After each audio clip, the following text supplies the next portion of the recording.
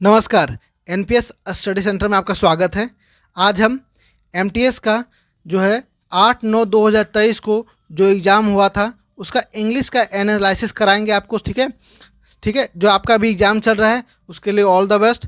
अगर अभी नहीं है एग्ज़ाम, अभी समय है, तो इसे ज़रूर चेकआउट करें, अच्छे से ज़रूर देखें, क्योंकि प्रीवियस ईयर जो है आपके एग्ज़ाम में आता ही आता है, क्योंकि रिपीट इतना करता है एसएससी वाले कि मुझे पता है, मैंने एग्ज़ाम दिया है।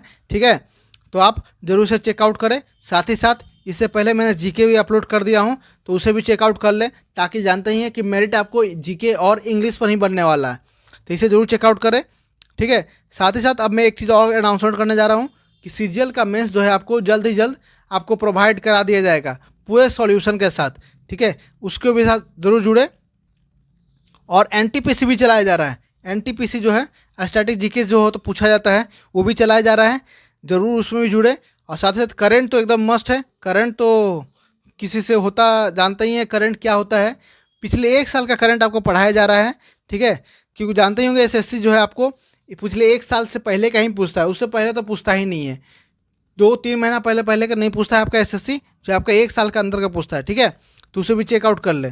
ठीक है, तो बढ़ते हैं हम आगे क्वेश्चन की ओर। तो हमारा पहला प्रश्न क्या कहता है?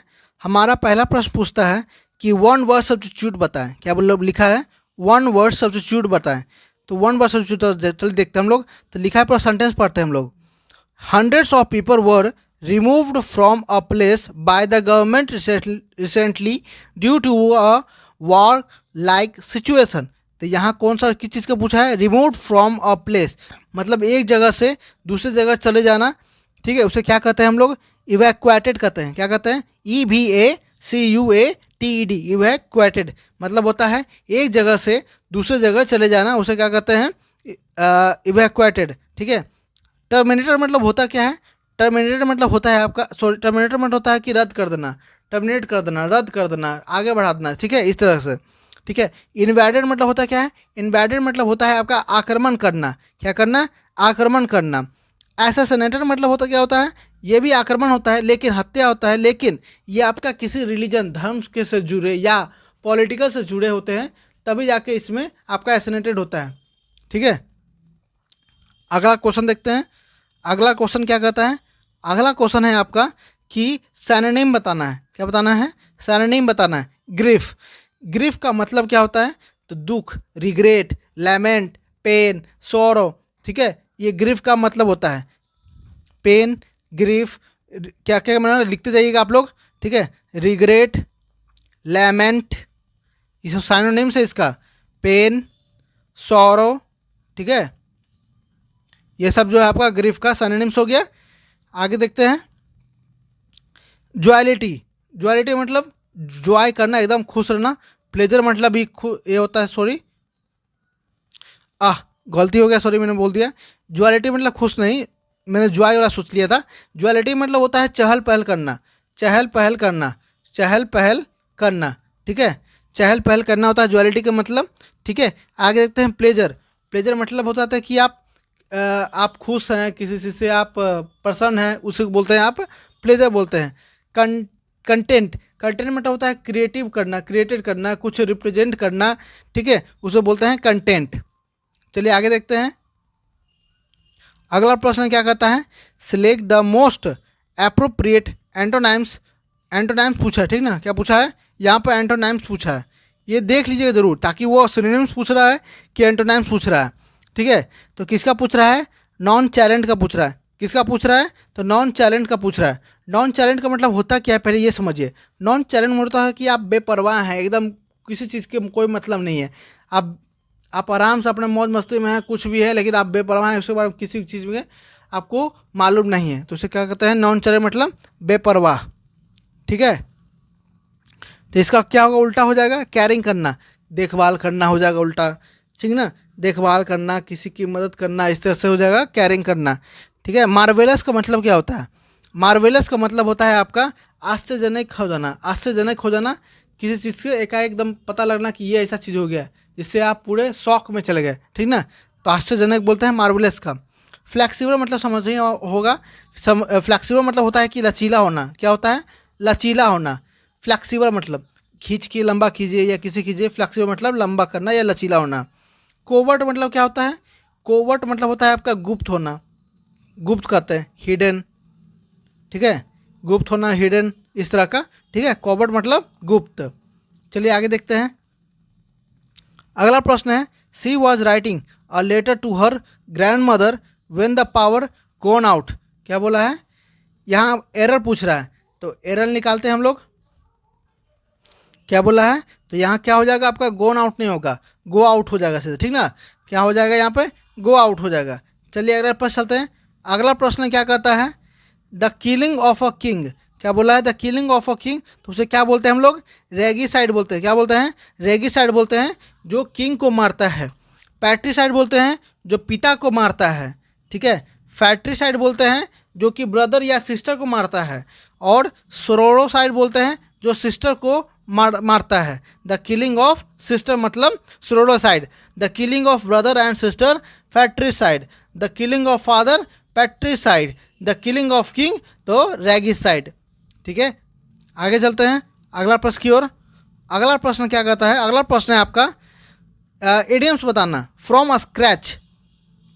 फ्रॉम स्क्रैच मतलब होता है कि आप फिर से शुरुआत करें किसी चीज़ को, काम को, वापस यहाँ आने के बाद फिर से शुरुआत करें किसी काम को, ठीक ना। तो फ्रॉम द बिगिनिंग, फिर से शुरुआत करना मतलब फ्रॉम स्क्रैच। आगे देखते हैं।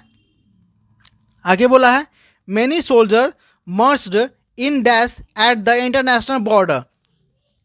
तो सोल्जर जो होते हैं वे आपके किस चीज़ में होते हैं? तो वे यूनिफॉर्म में होते हैं। उन्हें ना तो अलग चीज़, अलग अलग कपड़े होते हैं, सबका एक यूनिक मतलब कपड़ा होता है। उसे क्या कहते हैं हम लोग? यूनिफॉर्म कहते हैं। जैसे आप स्कूल जाते होंगे तो आपको पता होगा, बचपन में स्कूल गए होंगे तो देखे होंगे यूनिफॉर्म, उसी तरह से होता है, सभी के लिए यूनिफॉर्म होता है, ठीक है। आगे देखते हैं।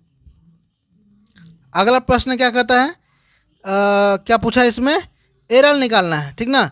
तो they have less books than I have. क्या बोला है? They have less books than I have.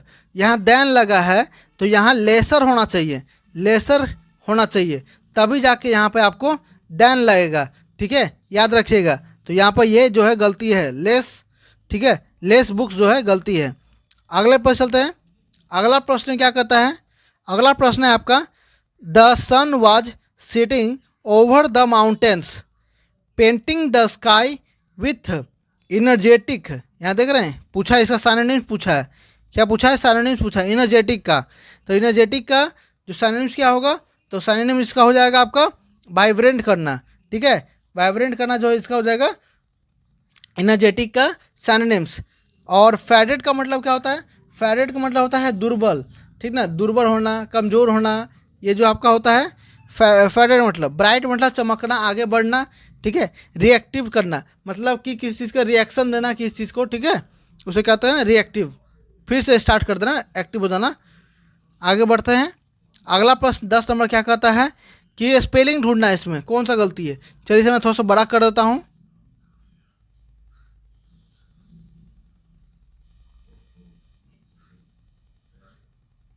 देखिएगा, मिलाते हैं। द एल्डरी, स्पेलिंग एल्डरी में देखिए सब सही है, ये भी सही है, पहला सही है। एल्डरी, ये LDERLY से सही है, सही है, सही है। चलिए एल्डरी सही है। आगे देखते हैं। वुमेन वाज डिलाइटेड, वुमेन सब सही है, ठीक है। डिलाइटेड, डिलाइटेड में DLIGHTED होना चाहिए, ये सही है। पहला वाला, पहला सही है, दूसरा भी सही है, तीसरा गलती है, डिलाइट लिखा है गलती है, डिलीगेट लिखा है ये भी गलती है, मतलब दो को छट गया ऑप्शन, दो बचा आपके पास। अब दो को देखते हैं A B में। तो रिसीव सही है, देखिए RECIVE रिसीव होता है, सही है ये भी। उसके बाद होता है आपका बुकेट होता है, जब किसी को आप फूल देते हैं तो उसे कहते हैं बुकेट कहते हैं। तो बुकेट, बुके नहीं होता है, बुकेट होता है, ठीक ना। तो ये हो गया आपका B जो है सही हो गया। अब मैं छोटा करता हूँ, अगले प्रश्न देखते हैं। अगला प्रश्न क्या कहता है हमारा? अगला प्रश्न है हमारा, he felt privileged to have receive the country greatest honour. क्या बोला है? सब प्रिविलेज मतलब होता क्या है? विशेषाधिकार प्राप्त होना, मतलब हाईएस्ट पोस्ट प्राप्त होना। तो वही कहना चाह रहा है यहाँ पे। ही फेल्ट प्रिविलाइज्ड, जो विशेषाधिकार प्राप्त हुआ है किसके? कंट्री ग्रेटेस्ट ऑनर्स, मतलब कंट्री के सबसे बड़े क्या बोलते हैं पद पर। तो प्रिविलेज का फुल अच्छे से पूछा जा रहा है कि इसका स्पेलिंग क्या होगा, ठीक ना। तो PRIVIL होता है, सिर्फ GED क्या होता है, प्रिविलेज, ठीक है। आगे देखते हैं अगले प्रश्न की ओर। अगला प्रश्न है आपका, the detective went the whole 9 yards इन हिज इन्वेस्टिगेशन। इसका एडियम्स बताना है किसका, द होल 9 yard, मतलब कि द होल 9 yard मतलब सारा चीज़, everything, the all the way, कुछ भी, सारा चीज़ जो है आप ही का है, ठीक है, मतलब सारा चीज़ देखना, चेक करना है, तो एवरीथिंग ऑल द वे, ठीक है। आगे बढ़ते हैं, आगे है this scripture has been translated in 17 language. आपको जो है इसमें एरर ढूंढना है, क्या ढूंढना है आपको, एरर ढूंढना है। तो यहाँ क्या है देखिए, the scripture has been translated into होना चाहिए, ट्रांसलेट इनटू कर रहे हैं मतलब किसी चीज़ को चेंज कर रहे हैं भाषा में। तो 70 लैंग्वेज में, कितने भाषा में, 17 लैंग्वेज में, 70 लैंग्वेज में, 70 लैंग्वेज, तो बदल रहे हैं, तो इन नहीं यहाँ पर होना चाहिए, इनटू होना चाहिए, ठीक है। तो आपका सी जो है ये सही आंसर है। आगे बढ़ते हैं, अगला प्रश्न क्या कहता है, इडियम्स बताना है इसका भी। इनटू हॉट वाटर मतलब आप किसी परेशानी में चल जाते हैं, ठीक है। इनटू हॉट वाटर मतलब आप किसी, मतलब आप गर्म पानी में है, तो आप किसी परेशानी में ना है, तो इनटू ग्रोर, इनटू ट्रबल, इनटू ट्रबल, ठीक है। आगे बढ़ते हैं, आगे देखते हैं, आगे है आपका क्या पूछा है, one word substitute. One word substitute में है one who has love for mankind और one who makes an active effort to promote human welfare. तो इसे क्या कहते हैं, तो कहते हैं इसे फिलेंथ्रोपिड कहते हैं, क्या कहते हैं, फिलेंथ्रोपिड कहते हैं, ठीक है। चलिए आगे बढ़ते हैं,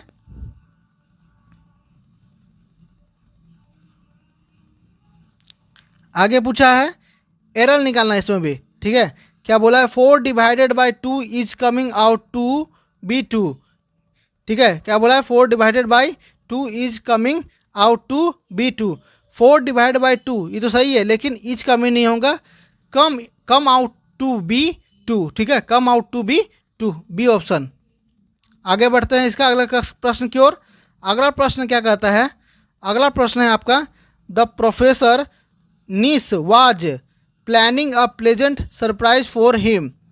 तो इसमें क्या बोला है, स्पेलिंग इनकरेक्ट स्पेलिंग ढूंढना है। तो यहाँ प्रोफेसर का जो है स्पेलिंग गलती है, प्रोफेसर का स्पेलिंग क्या होता है, PROFESSER, ठीक है, प्रोफेसर, सॉरी OR प्रोफेसर, ठीक ना। आगे चलते हैं,